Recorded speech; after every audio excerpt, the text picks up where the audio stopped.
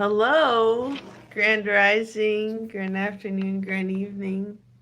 Whenever you're seeing this beautiful video, I just realized it's not gonna stand up straight if it's charging, and I'm like, shoot, I need to figure figure out something to prop this up on in this hotel room.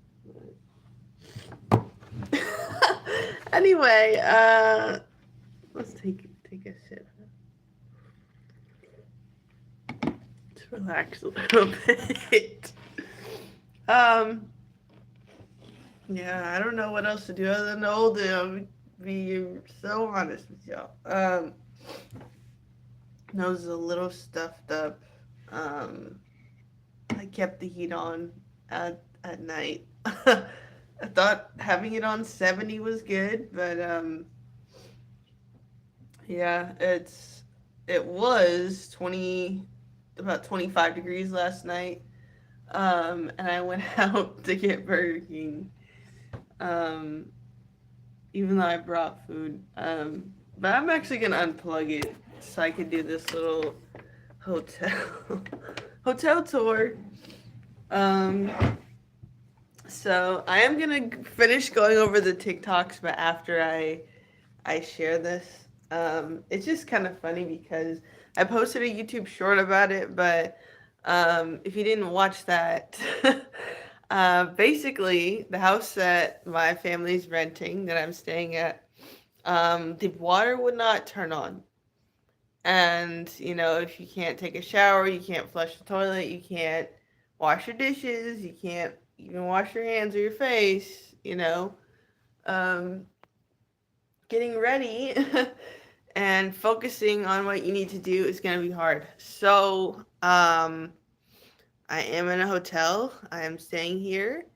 I shared on the last live stream why there was kind of such a gap between the last live streams, and why I didn't just film, all of the TikTok videos and the reactions like back to back streams, but my life is kind of forcing me to do this new type of lifestyle or new type of thinking. And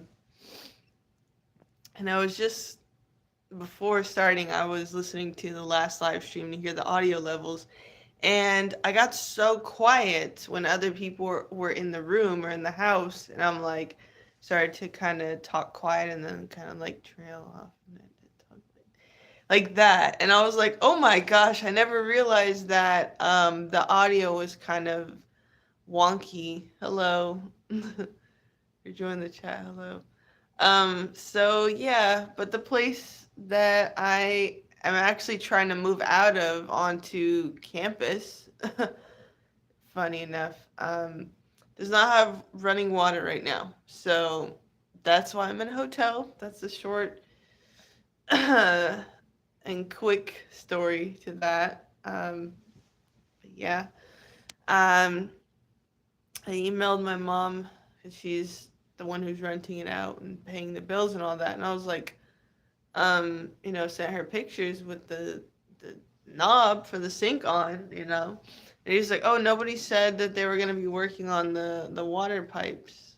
Hello in chat. Hello. So I was like, oh, okay.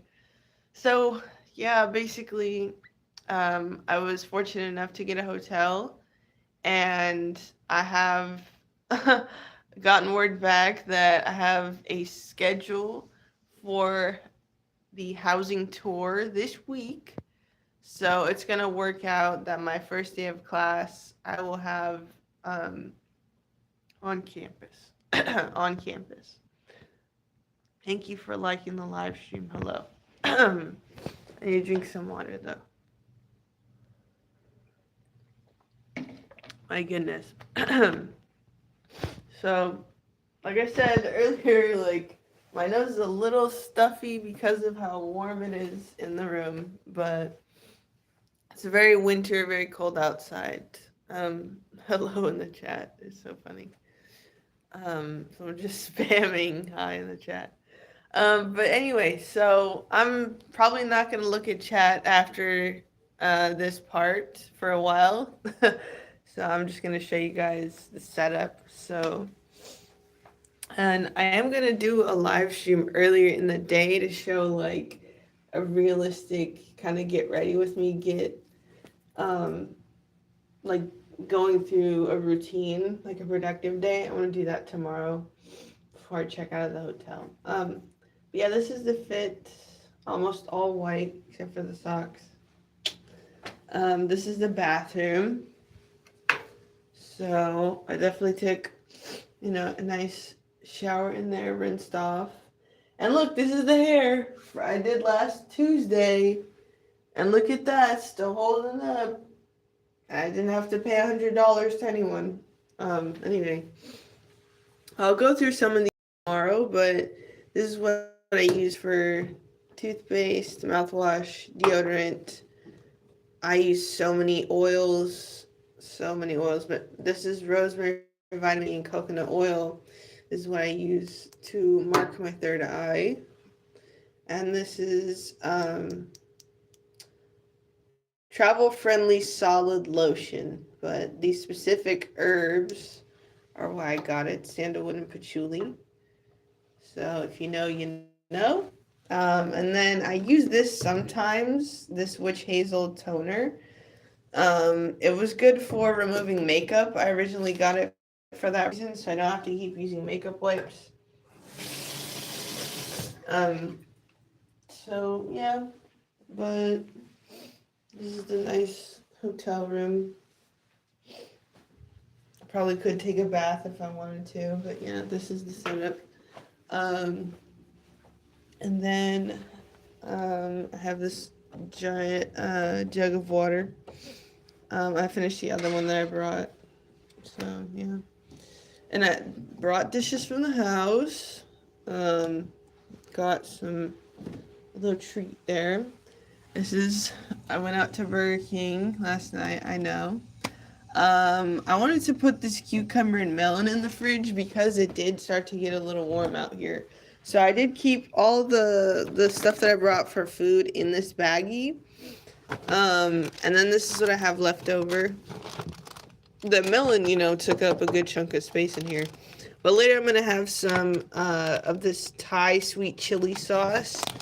And then this little cup of rice together. And avocado to be like almost sushi. Like replica. If I had carrots, it would,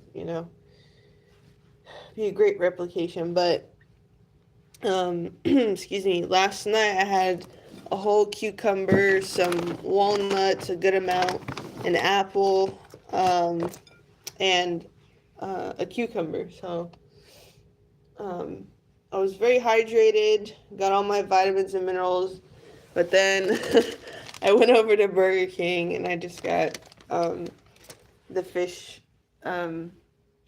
sandwich meal. I didn't even really want to drink, but I got ginger ale so my stomach is not bubbling. And also, I was going to do my hair. I was going to take out my hair on stream, maybe, potentially.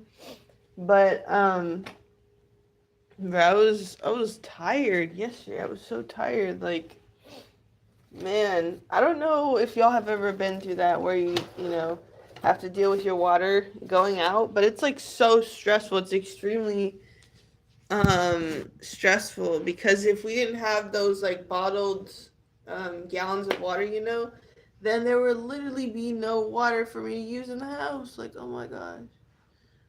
Do you want me to like? Why does that person keep spamming that? But anyway, since it was like 25 degrees, I wore these sweats and these like really thick, winter pants layered. And then I had what's it called? I have a puffer jacket and this like pullover for hiking. And I wore it last night when I went out, but I'm not going to do that. I'm not going to explore at all. Thankfully, it was only a few minutes. Just had to cross 2 streets. But yeah, so that's the deal. That's the setup. Um, you know, two queen size beds. Just me in here, you know? Apparently they don't have anything for like single not rentals, but booking for single rentals. I'm sorry, I'm gonna time out this person. I don't know why they keep just relax,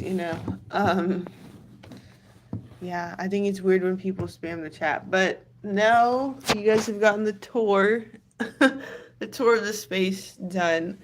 I sat here at the desk for like a good amount of time yesterday, and you could see the sun peeking through. But I came here like, I want to say 3:30. I think around that time. Yeah, it was like 3:30 ish, and the day before yesterday, I had gone to the store and bought some snacks. So it was kind of funny how that works out in a way, in a sense. But I'm gonna try to just prop this up while I excuse me, my voice is really raspy to me, I guess. It sounds raspy. Yeah, I'm gonna try to set this up again. Yeah, it's I didn't bring a tripod. I will say that was like I did forget stuff. Because I was like so disheveled. And I also wanted to make sure my schedule was right. Um online, but I didn't bring my folder, like my information and like passwords and stuff. So I literally had to go through my email to get my student ID. Excuse me. So yeah.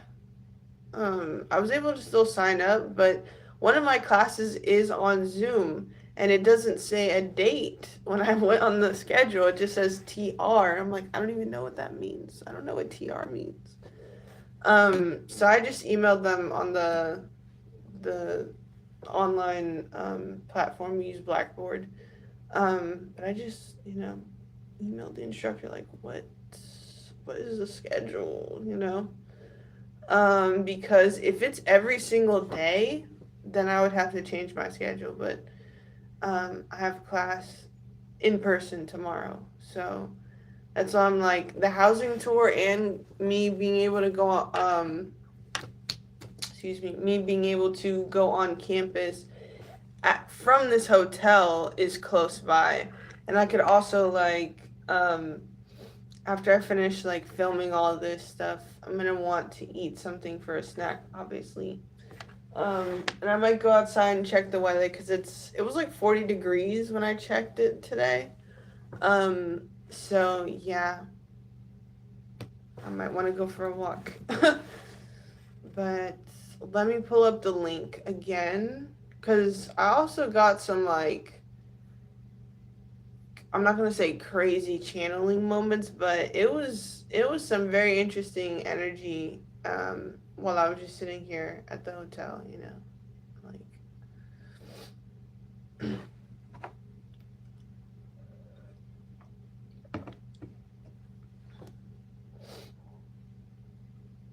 oh, a workshop invitation. Okay.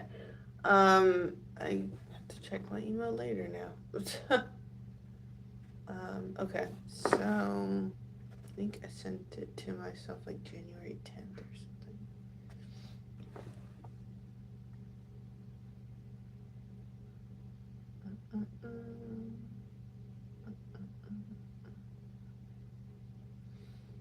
But yeah, I wanted to go over the rest of the TikToks and just finish that up and delete it today on the 20th because I believe the algorithm changes either today or tomorrow is the reason why I made it like this deadline.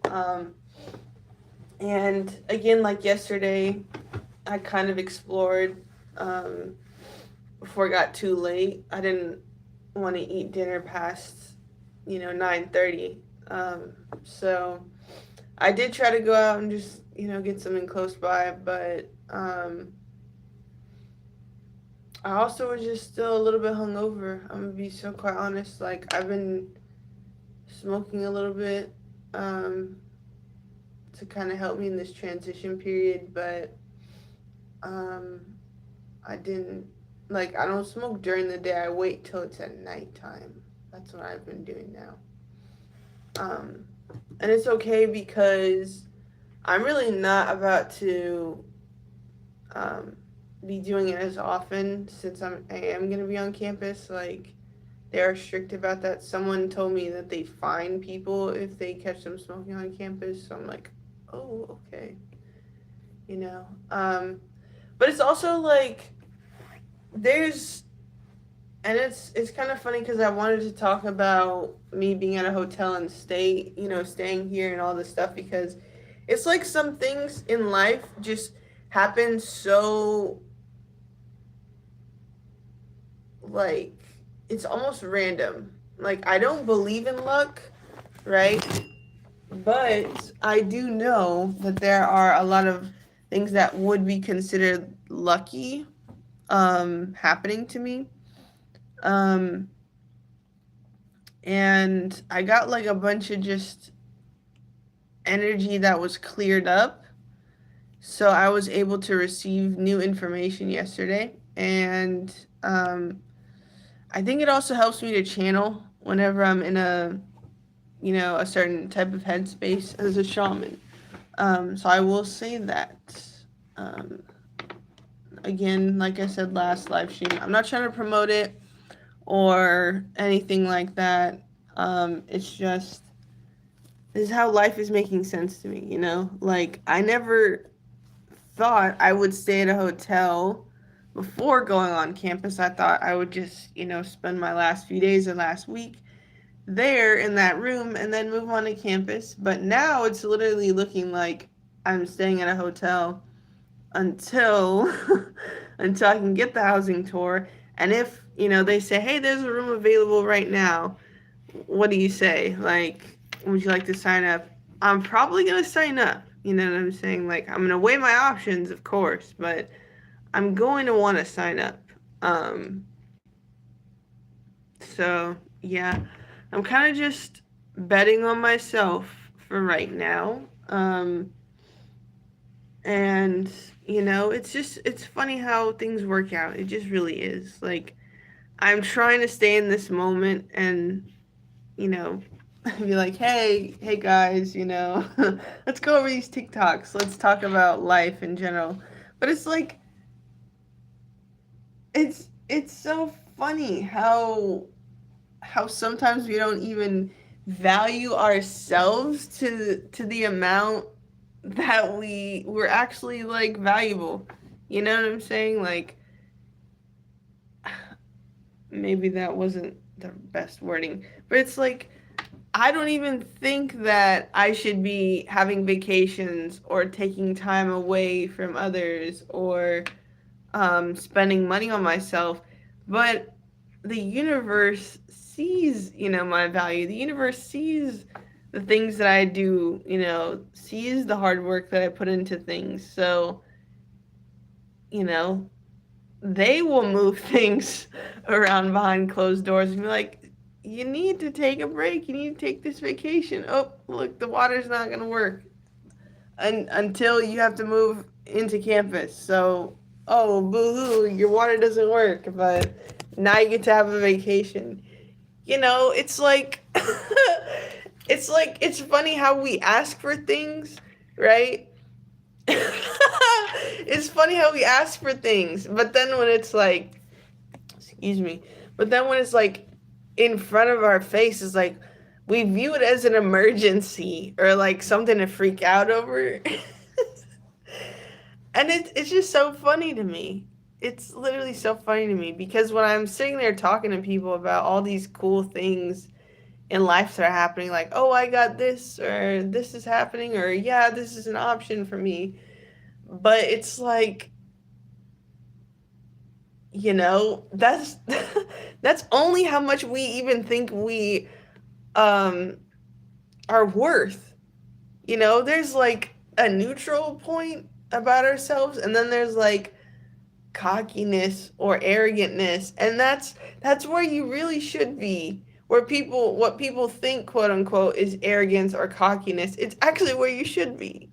Like, if you're someone who has degrees or certifications, or they're really experienced in life, you should find the things that you're passionate about and that will reflect well, versus if you're someone who really cares about other people but takes a job that's like makes you be the bad guy or be grouchy or be arrogant in a negative way, Like, then you're just not going to like life. And people aren't going to tell you a job that actually fits for you.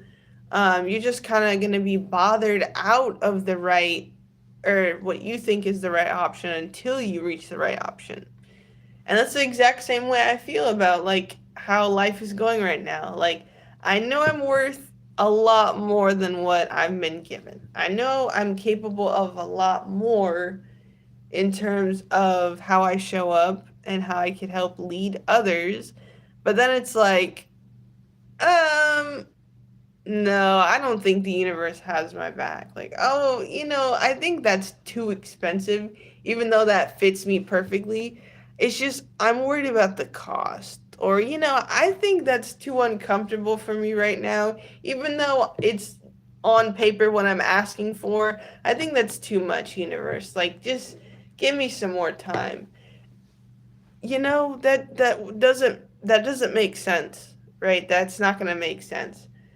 But every single time we either count ourselves out or we're like, we wait until someone tells us we're worth it to do it. And I just think it's like, it's so crazy because it's like nobody teaches you these things, right? These are the lessons that life teaches us. And I believe that there's a lot more to life than just what we're trying to physically plan and do.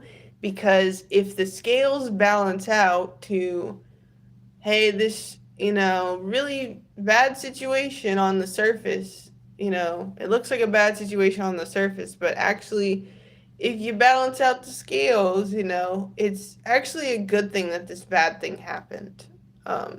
Because you're going to have a closer time, to plan more things, and you're going to have another day to yourself, and you're not going to be in a rush, so you're not going to forget anything, and things kind of just boom, boom, boom, like pile on top of each other, like it actually works out, you know?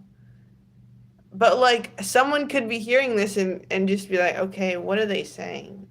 I feel like it's something you have to experience, like truthfully. Because if I were someone who was anxious and overwhelmed easily and just was completely off my rocker, like mentally, right? I wouldn't be able to handle this right now. I wouldn't be able to handle this level of, you know, trusting in the unknown. I wouldn't be able to handle this financial things that are coming my way, like financial responsibilities. I wouldn't be able to handle criticism from others. I wouldn't be able to handle a lot right now. And because I've lived a life where I've had to stand in who I was, where I had to stand in my beliefs, and I had to stay the course, even though I had no idea if help was going to come around the corner or if it was going to come around 3 years later, you know. But the help is coming now, and it's a little strange because it's like I've had this knowing like in the back of my head for the last season, the entire last season of my life, let's just say. I was like, okay, something's coming. Something big is about to happen. Something's coming. It's a big change. It's great. I'm going to have my own place to myself. I'm going to have my own business. I'm going to network. And that's what I was focusing on. Okay, you're going to feel this way. You're going to feel positive about every single thing in your life. You're going to feel joy again.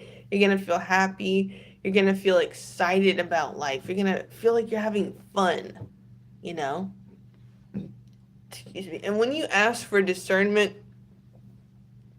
and clarity, and to have fun in your life, and to just have joy again, you will genuinely be surprised with what the universe gives back to you, with what spirit gives back to you. I'll just say that. Um, so when I asked for fun and for joy, um, I asked a family member for help. They gave me more help than just advice. They gave me financial help out of nowhere. So that's why I'm able to afford being at this hotel. I don't have a job that's creating constant revenue. So this in itself, me sitting here at a hotel, is a miracle. Um, and the fact that I didn't have to ask anyone to stay at their house because the water is out, it's a really big deal because I had been just stressing out too much about housing and about what I should be doing with my life, that I just had to switch gears and ask for, hey, I need clarity, I need focus, I need understanding, I need, a calm, peaceful demeanor about life.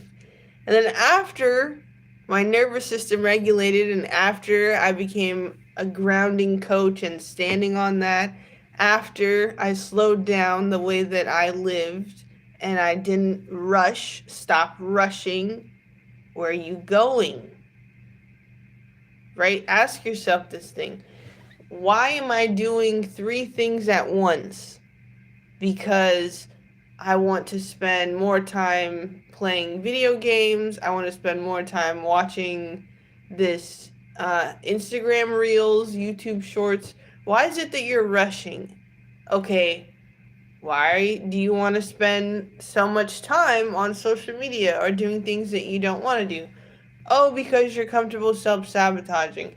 Oh, because you want a cheap dopamine hit, from being online.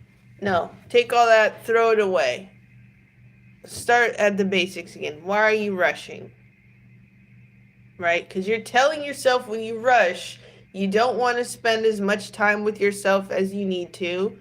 And you're telling your nervous system that you're not safe. So, boom, you're introducing cortisol into the mix where there didn't need to be cortisol in the mix, right? So now you're stressed out. You don't feel like you have any time, which time is an illusion. There's literally only the present moment.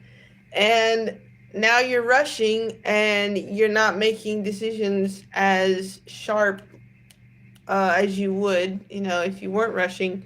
Or you're just, again, telling your body you're not safe. So the moment you stop rushing as well is the moment that you get to calm your nervous system, to be able to digest food properly, to be able to relax mentally so the answers can come to you instead of, oh, I gotta do this, I gotta do that. I'm literally just told y'all how I was trying to figure out my schedule and took all the stuff with me to get ready for the hotel, even food and water, and I forgot my folder with my paperwork.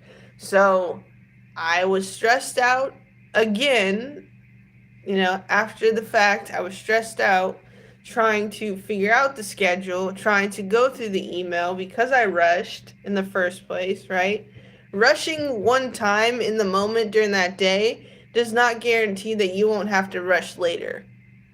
That's the thing about rushing. Like, why is it that we don't feel like we have enough time? Who said we're running out of time in the first place? Like, and I'm being so passionate about talking about time and rushing because that is literally a generational, ancestral thing that's happened in my bloodline. They want to rush. They want to freak out. They want to um, be in constant fight or flight mode. So it's like their nervous system is never regulated.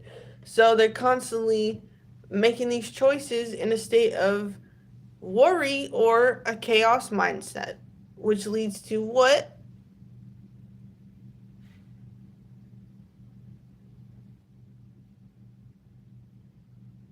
That's right.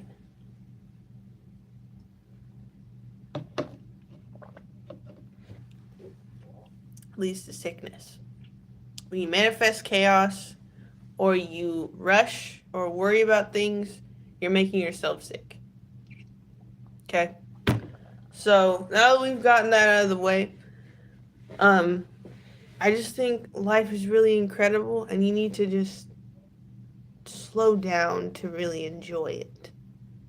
Um, and we're gonna go over these TikToks and hopefully we will be finished by 5 o'clock today. It is 3:50, excuse me, 2:50 where I am right now. So yeah, I may have to take a break to get more water later on, but these are all important to me. Um, so that's another reason why I don't want to summarize them or download them and try to change the playback speed to rush through it. Like, I genuinely want people to understand where I'm coming from in a clear way and to put things like side by side visually helps a lot. So being on TikTok did help me get the message kind of grounded and find more people that are interested in what I'm interested in. But at the same time, I don't want to participate in AI or stuff with data that they're doing. I don't know why they're doing it, truthfully. The internet and data and information technology spying shouldn't be at this level. Um, but I want to just say, to pivot from that, this is my content. I am stitching it and talking for 10 minutes. So I don't know why I got a copyright claim on the last live stream, but I put something in the description about, copyright, but I'm also going to just say, hey, nothing here is, content from other people. I show who I stitch the videos from. So I'm not even, I'm not taking their information as the point. Like, I show and I give credit, but this is my content. So I shouldn't get a copyright strike at all for this. So that is my spiel. That's my 2 cents. So this is the last TikTok account that I have or will have in the future, The Balanced Being. I used to go by The Angry Buddhist. I did have another TikTok account that was Someone's Wildest Dreams before it changed to Sensitive Soul. And then it was deleted because it was flagged and they were doing a lot of deleting or banning accounts for talking about certain issues that they were protesting or stuff about the U.S. government. So basically, they will censor you if they don't like what you're saying. So this is a business account as of right now. Today's the 20th, January 20th, so I'm deleting it. Currently have 92 followers, and I'm following 17 people. I was following a lot more before, deciding to delete and mass unfollowing people, but this is who it is right now. And we're going to try to go over these videos. I believe it's 23 of them total. So I think, let me see, 12, 18, 22 videos. Well, yeah, this is not a video, but anyway, so 22 videos. If they are posted on my YouTube, we're just gonna watch it anyway, regardless, and go through these. So I'm gonna go through these last, and then the AI stuff last, because I have this to talk about AI as well. So we're gonna go through the stitches and the stuff about um, auras. So, yeah. Let's go through. Where's the first one? This one. Okay. So this is their account. Forever Healing 444 is one of my friends. Um, they support all of the things I'd post on TikTok, so I appreciate them. Um, they have the same username, I believe, on YouTube if you want to look them up. But they made a video that I'm stitching, and they were talking about my take on the savior complex dynamic. So they were sharing from their perspective about narcissistic abuse and about people in the family who kind of linger or just want to help other people or see how useful they are to other people so they look good on the outside. Hello. Please go watch that full video. That is one of my neutrals on here, but that was a very vulnerable video that they shared. Just a lot of great information on people who have a savior complex. And I did a comment that I actually want to turn into a stitch to fully explain with a little more examples. So let me show you guys what I commented. So let me get out of the way. So I wrote, this stirred something in me. Thank you for sharing. I would argue only against calling it narcissistic. He was saying that the people who have savior complexes are narcissistic. And I said, I would argue against calling it narcissistic and instead replace that with calling it a personality disorder because I feel like it's more of stemming from people pleasing and abandonment wounds from childhood. So they almost trick you into believing that they are helpful and a solid relationship to enmesh you into codependency. This is what people a lot of times confuse narcissistic traits or what is it, like people who have attachment issues. They just call all of that like narcissistic when really it's like, again, it's stemming from abandonment wounds, but it's a personality disorder to enmesh with someone or trust someone really quickly or become super attached to their responses and have like an anxious attachment to someone, right?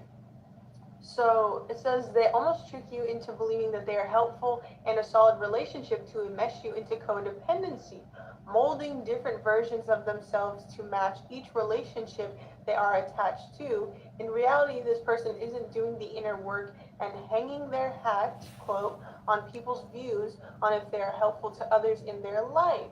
So, meaning they feel successful or they feel like a good person if they are spending their energy to just helping someone or helping someone else fulfill their dreams or helping someone else pursue something that they're passionate about, right? So again, that's that codependency enmeshment, right?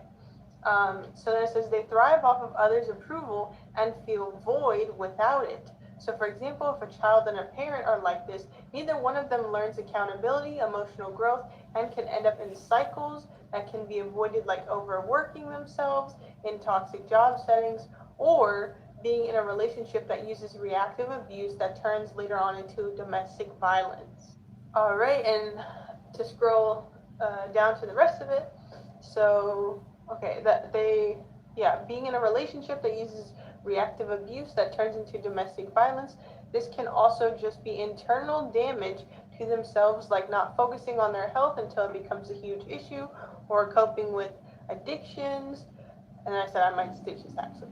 And you can read their full response, but they're like, you get some marks with this one. I journaled about it after. Good for them. Awesome. Doing shadow work is amazing, right? So I want to share an example with this because it's also hit close to home with me. With someone who was diagnosed with CPTSD, certain family members or people who had personality disorders who were labeled as, difficult to deal with or labeled as, someone who lies a lot to just please the person that they're in that interaction with. So for example, again, not to name names, not to talk about anything specifically, but there was specifically one family member who created problems by doing lies of avoidance or telling partial truths to people.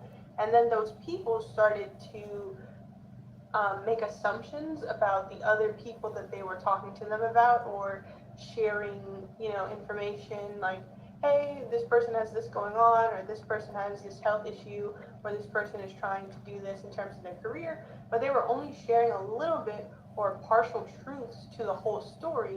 So then people were making like assumptions, or not creating goodwill in these conversations about these people, and assuming, oh, they're lazy, they don't like this person, they're not doing enough, blah, blah, blah. And the whole time it was just this person, that's in the middle of these relationships, so to speak. But this person who had ties to all these other people was telling partial truths because they were, again, hanging their hat on other people's opinions of them, or other people's conversations, and including that person. So they didn't tell the full details or the full information, and it created a lot of other bigger problems. So another example is, I was constantly called, oh, you're bipolar, you might be schizophrenic, you might be this, you might be that, because of how I reacted to certain family members who did have personality disorders, to their actions and their responses while I was under their care. So then those people with their personality disorders, they didn't want to go to therapy, they didn't want to get out of these toxic relationships, they weren't using drugs, but they were using moral superiority and, the connections that they had to say like, oh, I'm a stable person, I, have this successful job, I remarried, or, I have this relationship after being divorced. You know, I pay for the house and everything in the house, so I'm a good person, and I pay my taxes and I go to church. That type of like mentality. When in reality, it's like, hey, are the people who are closest to you happy? Are the people who are closest to you feeling like they can feel heard if they have something between you and them? Are the people closest to you, do they even feel loved by you in this relationship? And that's something that someone who has a personality disorder is not going to take account of and look into, right? And so for me, when I was dealing with the personality disorder, when really it was just having to let go of people pleasing and the enmeshment from my caretakers and those who were supposed to be my family support system, and that structure of, hey, this is what you do, even if you've been through trauma, to be successful, to be emotionally intelligent, to have great relationships, to be a pillar in community. Instead of me having that, I had to completely decolonize my mind, deprogram my thinking, and build a whole new identity for me to be able to live and be calm as someone who has CPTSD. Now, throughout my early adult years of changing things, experimenting with things, living messy for some periods, going without for some seasons of my time, all a natural part of life. Life is not perfect, but throughout that time of me learning how to live in other environments with people, learning how to have certain relationships, living with a partner who I was in a serious relationship with at the time, like how to communicate with them, and how much my upbringing was affecting this because of that personality disorder that I learned from, hey, this is how you communicate. And then in the real world, someone who's healthy, someone who's a mama's boy or a daddy's girl, or had a bunch of siblings and they had to share, and just different dynamics, things like that, where it was a healthy, solid family foundation. I looked like the one with the personality disorder when I mimicked reactions from that paternal figure, or from that sibling, or from that extended family member who just had a personality disorder. And then I was fully able to assess that, sit with myself, realize the harm and trauma that I was causing others, that I so much did not like those, people in my family that did to me. I had to do some reflection, some shadow work, and say, hey, I'm coming across as crazy. I'm coming across as an anxious avoidant in this relationship. I'm coming across as someone who is non committal. I'm coming across as someone who's living a party lifestyle, you know? And of course, I was that person getting into drugs and coping that way and numbing my emotions and the things that were coming up for me to address.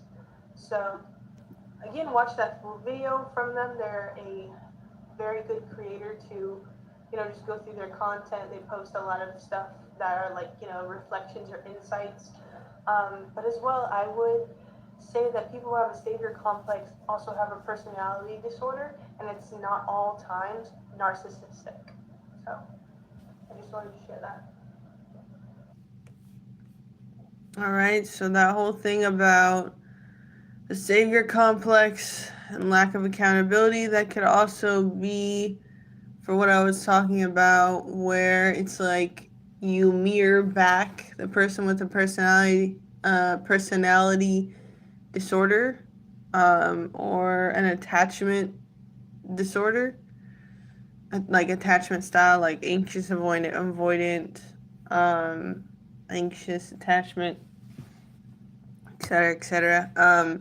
That's also encompasses reactive abuse, and I didn't talk about it in that video, but reactive abuse can also come from people who, um, have parents or caretakers that have the savior complex, um, which isn't talked about enough. But let me find another stitch before I just jump in that one.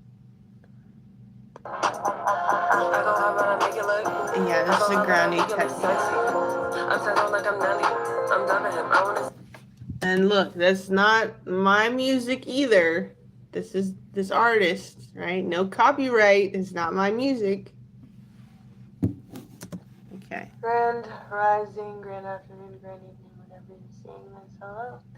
It is me, Jaziel, your grounding coach, your aura specialist, your Yeah. spiritual scientist, here to share a bit about a topic and a practice that you could do anytime that you want to do, perfectly free.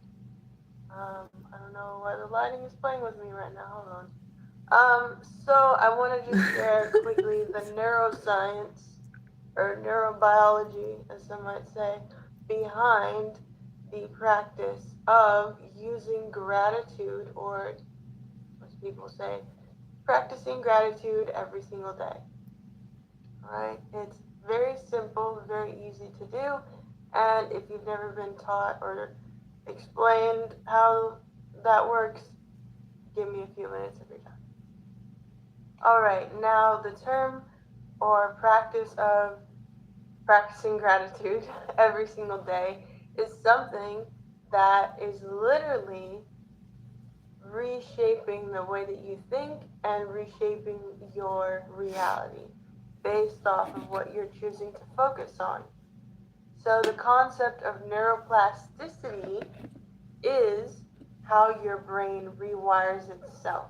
So, when you focus on taking care of yourself more, when you focus on practicing gratitude more, when you focus on using your thoughts to help you along in life instead of hinder you, you start to get more positive thoughts, more things to be grateful about, more things to focus on in terms of what is going right in your life versus what is going wrong in your life, and being anxious and worrying and getting out of the present moment and stuck in the future or going back into the past. And this is something that a lot of